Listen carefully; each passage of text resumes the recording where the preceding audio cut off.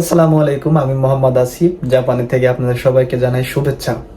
তো আমি আজকে যে বিষয়টা নিয়ে কথা বলবো সেটা হচ্ছে বিনা খরচে যে আমি এসেছি, আমি কোন ভিসাতে এসেছি এবং কোন ক্যাটাগরিতে এসেছি। ঠিক আছে, আমি যে ভিসা ক্যাটাগরিতে এসেছি সেটা হচ্ছে টিআইটিপি ভিসা।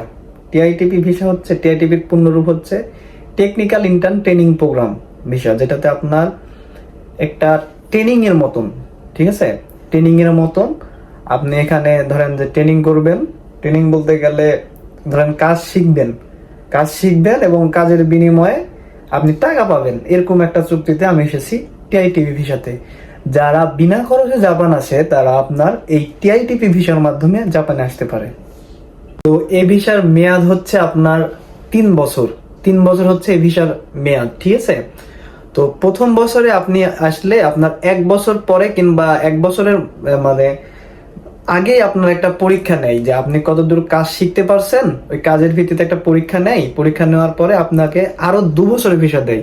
তাহলে প্রথমত আপনি যে ভিসাটা পাবেন টিআইটিপি ভিসার জন্য, সেটা পাবেন হচ্ছে 1 বছরের ভিসা, এবং পরবর্তীতে আপনি যদি পরীক্ষায় পাশ করেন তাহলে আপনি পাবেন আরো 2 বছরের ভিসা। আপনার প্রথম বছরে মানে এসে যে পরীক্ষাটা আপনি দিবেন, যদি এই পরীক্ষাতে আপনি ফেল করেন তাহলে আপনি আরেকবার সুযোগ পাবেন। যদি আরেকবার সুযোগ পাওয়ার পরে যদি আবার ফেল করেন তাহলে কিন্তু ভাই আপনাকে দেশে চলে ব্যাক করতে হবে। একবারে শরীফ কথা, এদের দেশে ব্যাক করতে হবে যদি 2বার পরীক্ষা দিয়েও ফেল করেন, ঠিক আছে। তো এবার আসি হচ্ছে শিক্ষাগত যোগ্যতা নিয়ে। তো শিক্ষাগত যোগ্যতার ক্ষেত্রে প্রথমত আপনাকে জাপানি ভাষা জানতে হবে। N5 লেভেল জানলে ভালো, কিন্তু N5 লেভেলের মানে না জানলেও চলে আর কি। কিন্তু বাংলাদেশে মূলত এখন N5 ছাড়া মানে লাভ নাই কোনো, ঠিক আছে। আর আরেকটা বিষয় হচ্ছে আপনার এই টিআইটিপি ভিসাতে আগে এইচএসসি চাইতো, ঠিক আছে, আর এখন হচ্ছে আপনার এসএসসি তেও চলে। তো এইবার হচ্ছে স্যালারি। বাংলাদেশের ম্যাক্সিমাম ছেলেপেলে ভাই প্রশ্ন করে যে ভাই মানে স্যালারি কেমন জাপানে স্যালারি কেমন। ভাই জাপানে স্যালারি হাই আছে, ঠিক আছে, জাপানের স্যালারি অনেক, কিন্তু ভাই খরচও ভাই অনেক। এখানে যে পরিমাণ খরচ হয় তো বাংলাদেশে মানে ওই পরিমাণ মানুষ বেতনই পায় না। এখানে যে পরিমাণ খরচ হয় দেখা যায় যে আপনার মাস গেলে আপনার, যেমন আমার ভাই প্রতি মাসে ধরেন 60 থেকে 70 হাজার টাকা খরচ হয়। তবে এতটুক মানে শিওর থাকেন আপনি যে আপনি জাপানে এই ভিসাতে আসলে ম্যাক্সিমাম ক্ষেত্রে আপনার মানে 50,000 টাকার উপরে আপনি দিতে পারবেন বাসায়, 50,000 টাকার উপরে পারবেন।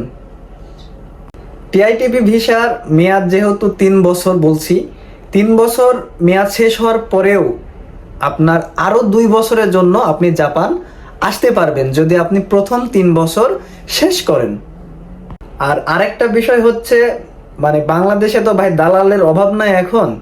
তো দেখা যায় যে টিআইটিপি ভিসাতে মানুষ নিয়ে আসে ভাই, অনেক টাকা নেয় মানুষের থেকে, দেয় একদম মানুষকে ফকির বানিয়ে দেয়। আমি একটা কথা বলতে চাই ভাই, যদি আপনি টিআইটিপি ভিসাতে জাপান আসতে চান তাহলে আপনি সরকারিভাবে আসার ট্রাই করুন।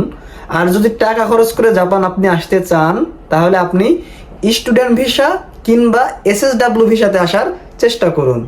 আর যদি মনে করেন যে আমি টাকা দিয়ে বিদেশ যেতে পারবো না ভাই, যেমন আমার ক্ষেত্রে ধরেন যে আমি নিয়তি ছিল ভাই আমি টাকা দিয়ে বিদেশটিতে যেতে পারবো না, সেরেফ কথা একটাই, টাকা দিয়ে বিদেশে যেতে পারবো না, যার জন্য আমি সরকারিভাবে আসছি টিআইটিপি ভিসাতে।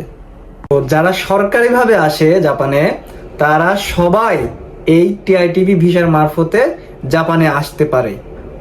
সরকারিভাবে শুধুমাত্র টিআইটিপি ভিসার জন্যই লোক আনে জাপানে। তো জাপান সম্পর্কে বা টিআইটিপি ভিসা সম্পর্কে বা কিভাবে বিনা খরচে জাপান আসা যায় এই ক্ষেত্রে, অথবা টিটিসিতে কিভাবে ভর্তির ব্যাপারে কোনো ইনফরমেশন যদি জানার থাকে আপনাদের, তাহলে আমাকে নক দিয়েন ভাই, আমি আপনাদের জন্য চেষ্টা করবো ইনশাল্লাহ।